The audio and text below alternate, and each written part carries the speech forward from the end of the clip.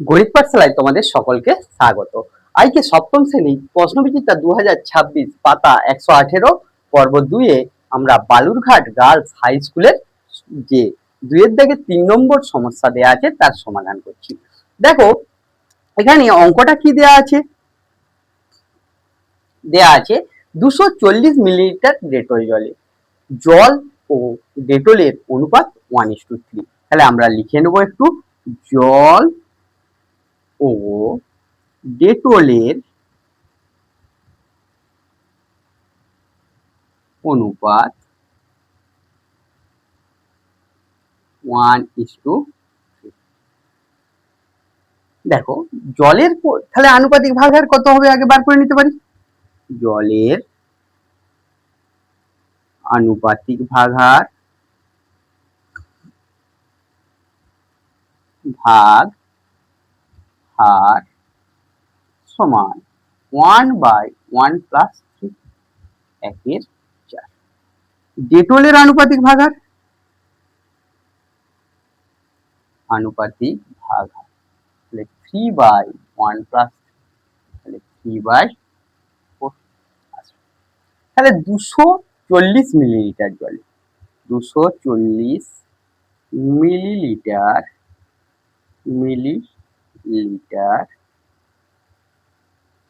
Dettol জলে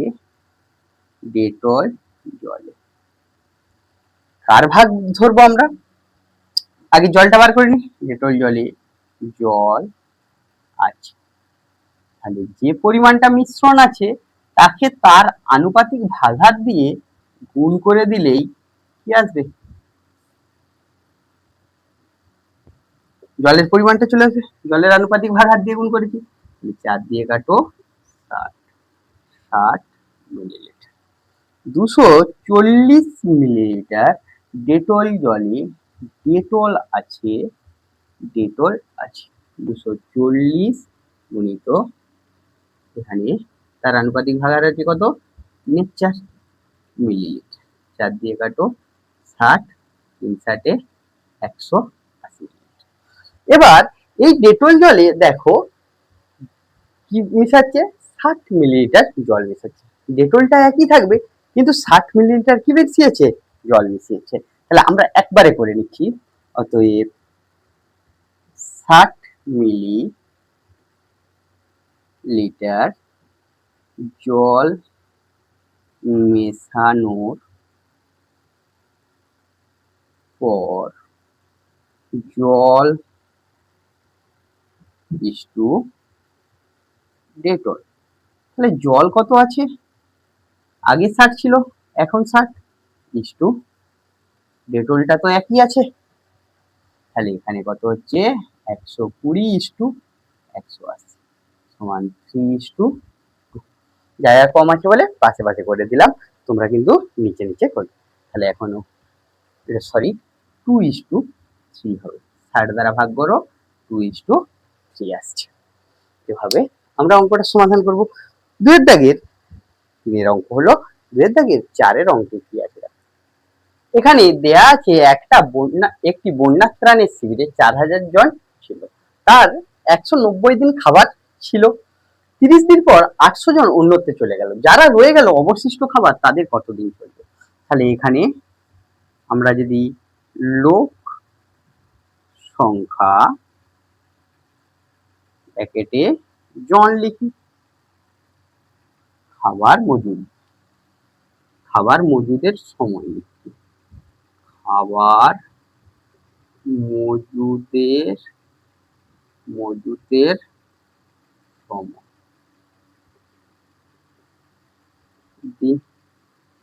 দেখো তো তোমরা 4000 জন লোক এর কতদিন, 190 দিনের খাবার ছিল, কিন্তু 30 দিন তো খেয়ে নিয়েছে।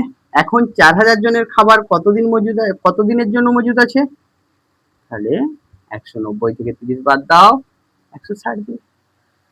এখন আর 4000 লোক নেই, এখান থেকে 800 জন অন্যত্রে চলে গেছে।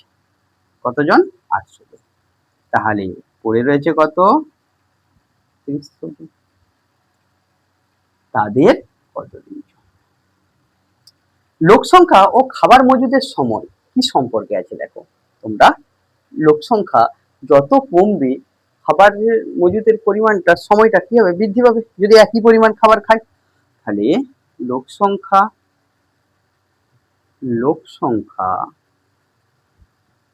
ও মজুদ খাবার ব্যস্ত সম্পর্কে আছে, ব্যস্ত সম্পর্কে আছে। তাহলে তোমরা দেখতে পেলে ব্যস্ত সম্পর্কে। তাহলে অনুপাতটা যদি সাজিয়ে নি, সমানুপাতে সাজিয়ে পাই সমানুপাতি হলো কিরকম, ব্যস্ত সম্পর্কে আছে এর অর্থ কিরকম লিখবো, নিচেরটা আগে লিখতে হয় 3200/4000 সমানুপাত 160 অতএব ওই খাবার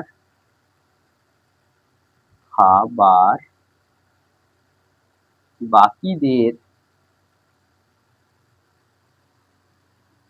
চলবে সমান। তাহলে এখানে চতুর্থ পদ বার করতে হবে। চতুর্থ পদ সমান কি হবে, মাঝের দুটোর গুণ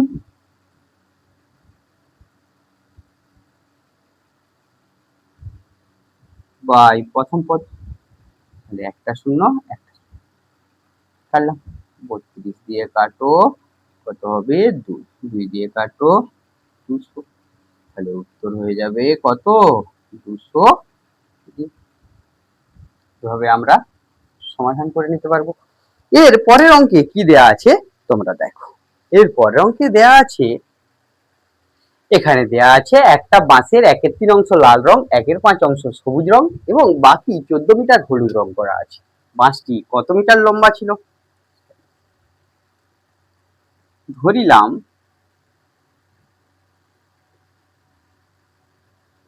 বাঁশটি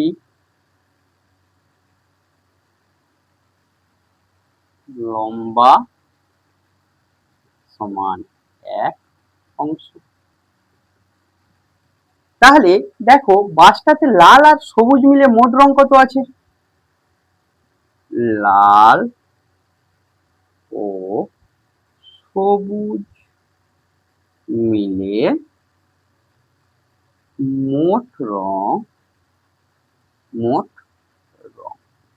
তাহলে কত আছে, 1/3 অংশ যুক্ত 1/5 অংশ। এখানে কত আসছে দেখো, লসাগু 15, 5 যুক্ত 3, তাহলে এখানে কত হচ্ছে 7/15 অংশ। ভগ্নাংশের যোগ করে নিলাম। তাহলে বাকি অংশ 14 মিটার হলুদ রং করা আছে। আমরা হলুদ রং কতটা আছে দেখে নি, হলুদ রং আছে, দেখো ঘটনাটা দেখো, একটা বাঁশ দেয়া আছে, কি দেয়া আছে, তার কিছুটা কি দেয়া আছে লাল, কিছুটা কি আছে সবুজ আর বাকিটা আছে হলুদ।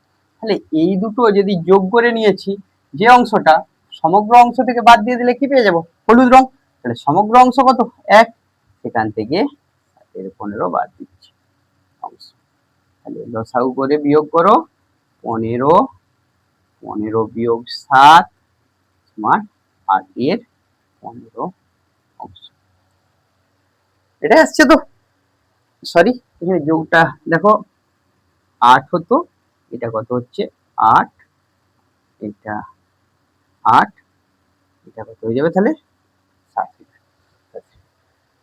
এখানে তোমরা নিচে করবে, এখানে শর্তে হলুদ রং কত বলা আছে, আমি বলছি 7/15, কিন্তু কোশ্চেনে দেওয়া আছে 14 মিটার।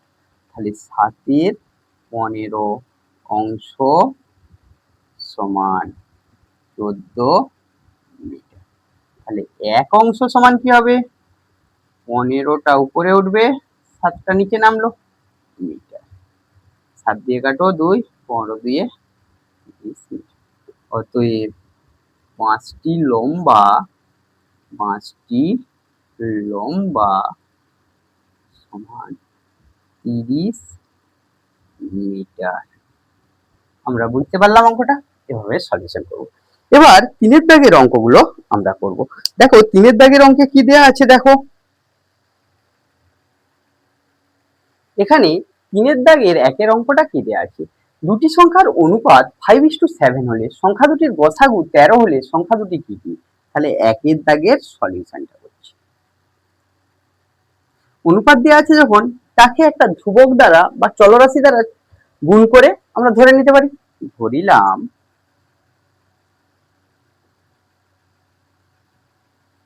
প্রথম সংখ্যাটি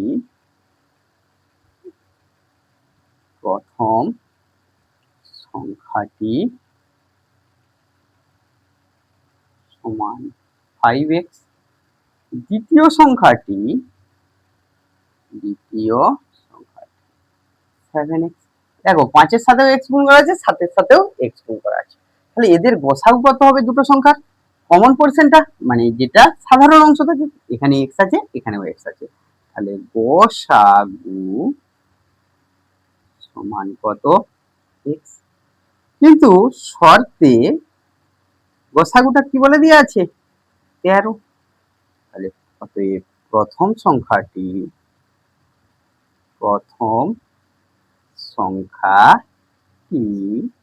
5 গুণিত 13, 5 13 65। দ্বিতীয় সংখ্যাটি কত আছে? 7 গুণিত 13, 7 13 91। এভাবে সংখ্যা বার করে নেব। 2 এর নম্বর অঙ্কটাতে এখানে আমি সলিউশনটা করে দিচ্ছি। 2 এর নম্বর অঙ্কেতে বর্গমূল নির্ণয় করতে বলেছি। এইখানে 24x² প্লাস 10x² এর বর্গমূল। তাহলে এর বর্গমূল কত হবে? √24² প্লাস 10²। তাহলে 24 কে 24 দিয়ে গুণ করলে কত আসে?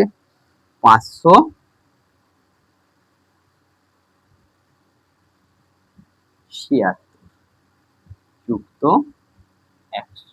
10 কে 10 দিয়ে গুণ করলে এখানে আসছে কত? 676। তোমরা ভাঙবে, দেখবে বর্গমূলটা যদি করে নাও 676 আছে। আমরা যদি দাগ দিই জোড়ায় জোড়ায়, 2 2 দিয়ে 4, এখানে 2 আসছে, 2 এর 6 6 হচ্ছে 36। কত হলো বর্গমূল? 3 বর্গমূল হয়ে গেল 26। এরপরে 3 এর পরে দেখো আমাদের কত অঙ্ক দেওয়া আছে? 4 এর অঙ্কটা আমরা দেখব। এখানে দেয়া আছে দেখো, একটা জিপ গাড়ি সমবেগে 320 কিমি দূরত্ব যেতে 8 ঘন্টা সময় নেয়। ওই একই বেগে 480 কিমি দূরত্ব যেতে কত সময় নেবে? তাহলে আসো সমাধান করি। 3 নম্বরের সমাধানটা করছি। দূরত্ব কিমি, সময় ঘন্টা। তাহলে 320 কিমি পথ যাচ্ছে কত ঘন্টায়? 8 ঘন্টায়। 480 কিমি পথ যেতে কত সময়? দূরত্বের সাথে সময় কি সম্পর্কে আছে? যত দূরত্ব বেশি যদি গতিবেগটা একই থাকে, বলে দিয়েছে একই গতিবেগে, যত দূরত্ব বেশি হবে সময়টা তত বেশি লাগবে। তাহলে দূরত্ব ও সময় সরল সম্পর্কে আছে, সম্পর্কে আছে। তাহলে সমানুপাতে সাজিয়ে পাই, সমানুপাতে সাজিয়ে পাই।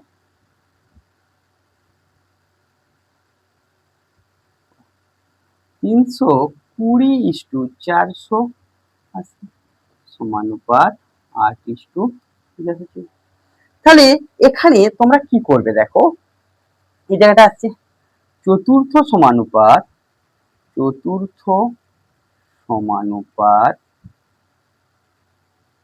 সমান কি হয়? মাঝের দুটার গুণ, মধ্যম পদের গুণ বাই প্রথম পদ। শূন্য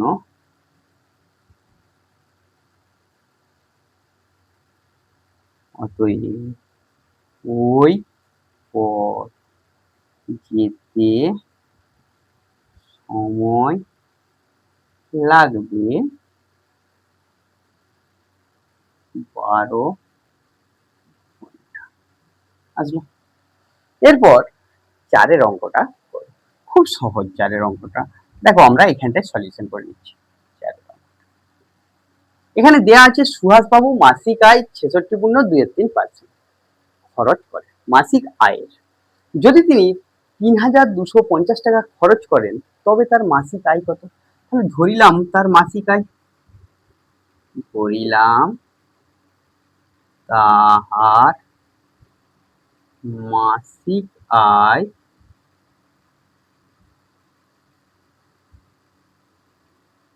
100%। তিনি কত খরচা করছেন? 66.23%। তাহলে তিনি খরচ করেন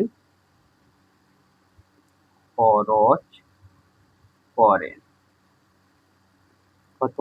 66.23%। মানে এটা কত হচ্ছে? 203%। শর্তে দেখো 203% সমান তোমাকে দিয়ে দিয়েছে কত? 3,250। তাহলে 1% সমান কত হবে? 3,250 গুণিত 3 বাই, তাহলে 100% যদি আমরা বার করি বা দিয়ে আসবে 3,250 গুণিত 3 গুণিত 100 বাই 2 দ্বারা ভাগ করো, 3 দ্বারা গুণ করলে 5, 7, অতএব মাসিক আয় 100% ধরেছিলাম। 100% সমান কত বেরিয়েছে? 4,875 টাকা। এভাবে আমরা সমাধান করে নেব। এরপরে 3-এর 5 অঙ্কটা কি দেয়া আছে দেখো। এখানে দেখো চিনির দাম বাড়ায়। আগে 150 টাকায় যে চিনি পাওয়া যেত এখন 100, এটা 125 ছিল। 125 টাকায় যে চিনি পাওয়া যেত এখন 150 টাকায় সেই পরিমাণ চিনি পাওয়া যায়। এখন চিনির দাম শতকরায় কত বেড়েছে? তাহলে দেখো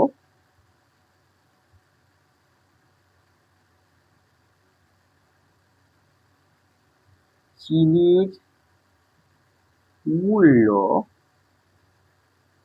টাকা বৃদ্ধি, মূল্য বৃদ্ধি, মূল্য এখানেও কি হবে? টাকা। তোমরা দেখো তো 125 টাকা যে চিনিটা পাওয়া যেত এখন 150 টাকায় পাচ্ছে, মানে মূল্য বৃদ্ধি কত হয়েছে?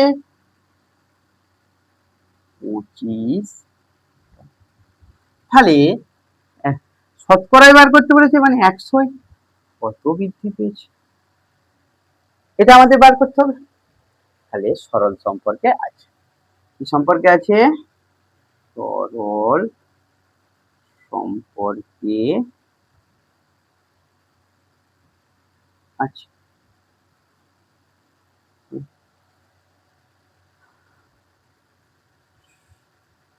আমরা যদি ঐকিক নিয়মে করি 125 টাকায় মূল্য বৃদ্ধি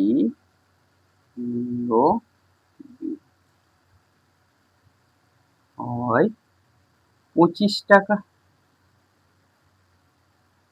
1 টাকায় মূল্য বৃদ্ধি হয় 25/100। তাহলে 100 টাকাতে মূল্য বৃদ্ধি হয় 25 গুণিত 100 বাই 25 দিয়ে কাটো 5, 5 দিয়ে কাটো 20। অতএব শতকরা বৃদ্ধি সমান 20%। এভাবে করতে পারি। দেখো তোমাদের 4-এর দাগে জ্যামিতি দেয়া আছে, এই জ্যামিতিগুলো আমাদের যে ক্লাসের বইয়ের সমাধান করা আছে সেখানে করে দেয়া আছে। তাহলে আমরা 3-এর দাগ করে এই চ্যাপ্টার শেষ করলাম।